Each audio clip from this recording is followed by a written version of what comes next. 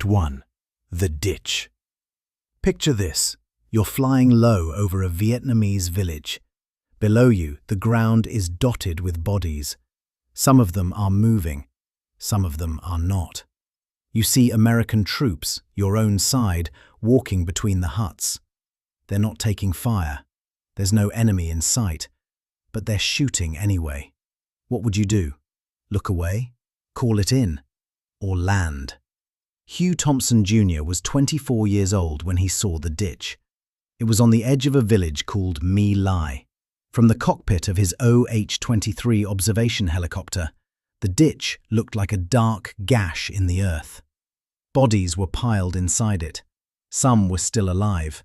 American soldiers stood at the edge, firing down into the pile. Every few seconds, a new group of villagers was marched to the ditch and shot. Thompson couldn't believe his eyes. He radioed his crew. There's something really wrong down there. They circled lower. The sound of gunfire mixed with the screams of children.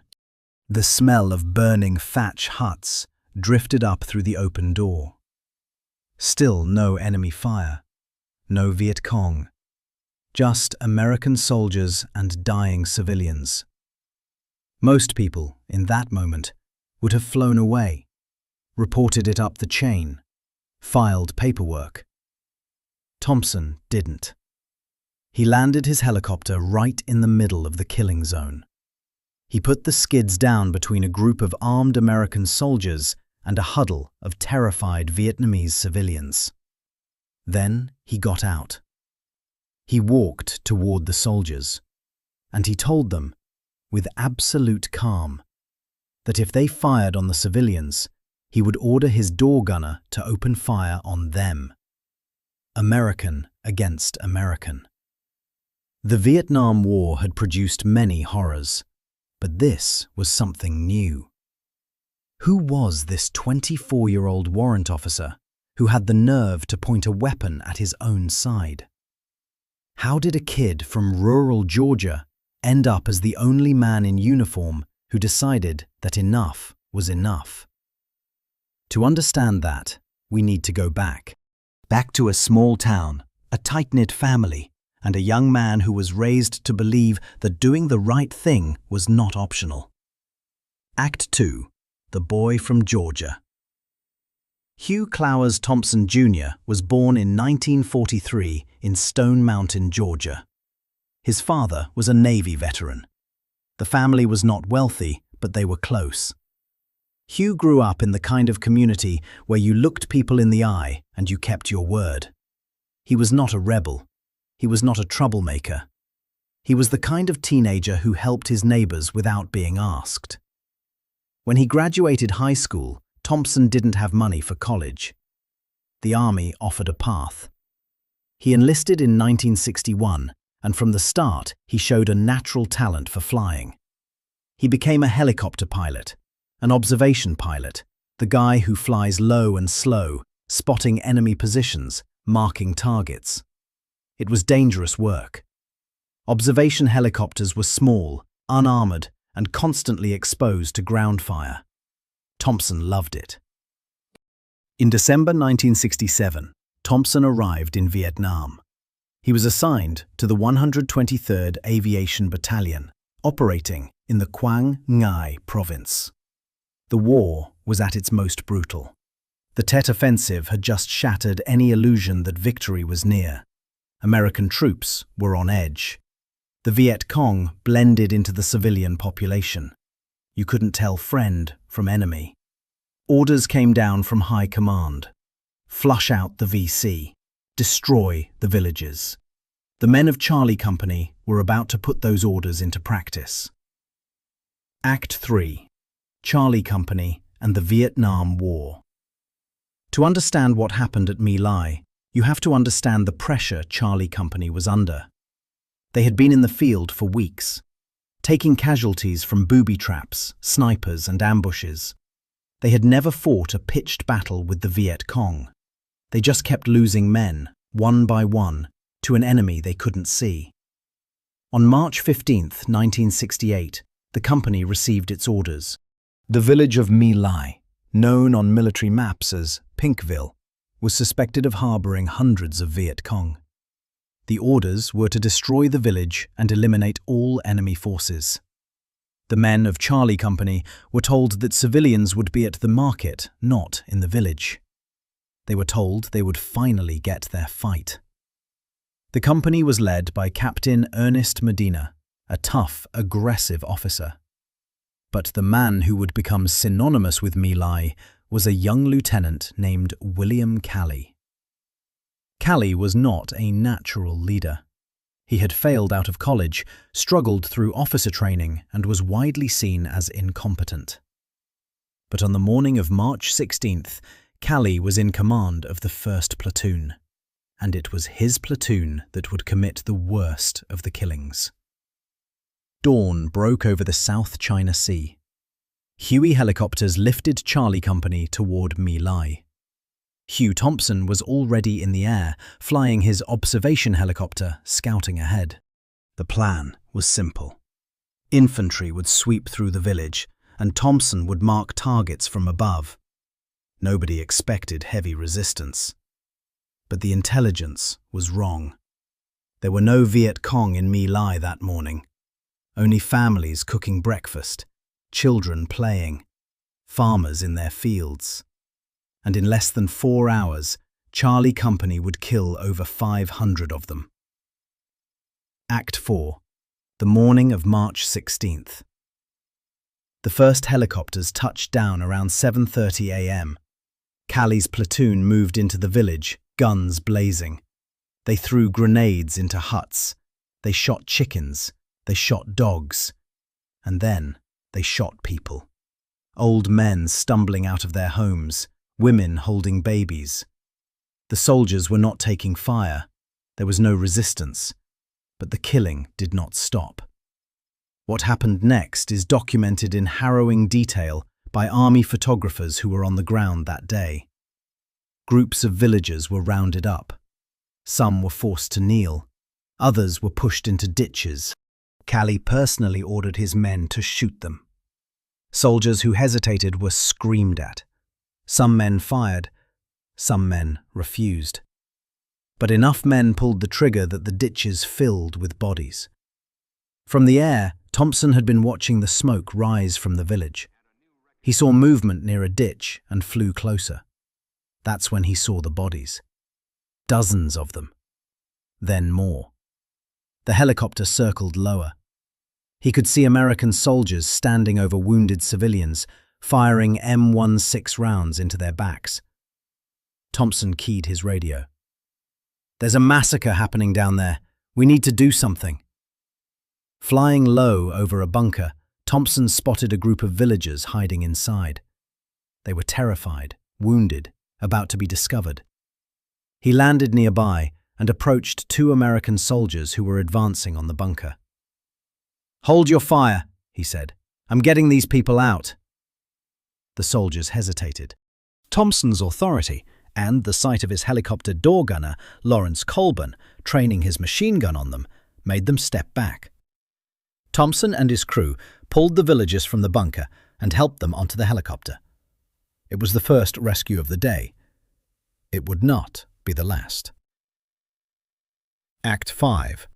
Landing in Hell. A few minutes later, Thompson spotted the ditch. This one was larger. More bodies. More soldiers. He saw a young Vietnamese girl, maybe 4 years old, covered in blood, crawling over the bodies. She was still alive. Thompson landed again. He walked toward the ditch, past the American soldiers, who stared at him in disbelief. He picked up the girl. She was light as a bird. He carried her to the helicopter. Thompson had seen enough. He spotted Lieutenant Calley near the ditch and approached him. "What the hell is going on here, Lieutenant?" Calley's response was cold. "Just following orders." Thompson didn't back down. "This is murder. You need to stop this right now." Calley ignored him and walked away. Thompson got back in his helicopter. But he wasn't done. Circling the village, Thompson spotted another group of civilians being marched toward a ditch by American soldiers. He made his decision. He landed the helicopter directly between the soldiers and the villagers. He climbed out and walked toward the American troops. With absolute calm, he told them, "I'm taking these people out of here. If you open fire, my door gunners will open fire on you." He then looked at his crew, Lawrence Colburn and Glenn Andriotta, and gave the order, "Shoot them if they fire." The American soldiers froze. No one had ever threatened them like this. Thompson and his crew guided the terrified villagers toward the helicopter. Some were wounded. Some were children. They piled as many as they could into the tiny aircraft. The rest they escorted on foot to safety. Hugh Thompson had just stopped a massacre, but the massacre had already been going on for hours. Over 500 people were dead, and the army was about to pretend it had never happened. Act 6. The Cover-Up. When Thompson returned to base, he was shaking with rage. He filed an immediate report. He described the killings, the ditch, the bodies. He named officers. He demanded an investigation. His report was buried. His superior officers told him to keep quiet. "Forget what you saw," they said. "It's a war. Things happen." But Thompson did not forget. He pushed. He talked to anyone who would listen. Slowly, rumors of My Lai began to circulate. In 1969, a former soldier named Ron Ridenour sent a letter to Congress detailing the massacre. The army was forced to investigate. What they found confirmed everything Thompson had said, and worse. Over 500 unarmed civilians murdered, a village obliterated, and a massive effort to cover it up. The investigation led to courts-martial. 26 officers were charged. Only one was ever convicted, William Calley. He was sentenced to life in prison. He served 3.5 years under house arrest. President Nixon eventually commuted his sentence. Calley never expressed genuine remorse. To this day, some people consider him a scapegoat. Hugh Thompson knew better. Calley was not a scapegoat. He was a murderer who got away with it. Act 7. The Outcast. After his tour ended, Hugh Thompson came home. He expected to be treated as a whistleblower, a man of conscience. Instead, he was treated as a traitor. Fellow soldiers spat at him. He received death threats. Anonymous callers told him they would kill his family. Dead animals were left on his doorstep. The military, which should have protected him, ostracized him. For 30 years, Thompson rarely spoke about My Lai. He served out his army career and retired quietly. He went into the helicopter business. He raised a family. But the memories never left him. He woke up at night hearing screams. He saw the ditch in his dreams. He was haunted by the people he couldn't save. Hugh Thompson was not a perfect man. He struggled with what he had seen, and like many veterans, he carried wounds that no one could see. But he never wavered in his belief that what he did that morning was right. He once said, "I'd do it again, only faster." He knew that if he had flown away, he would have been a different person, a person he could not live with. Act 8.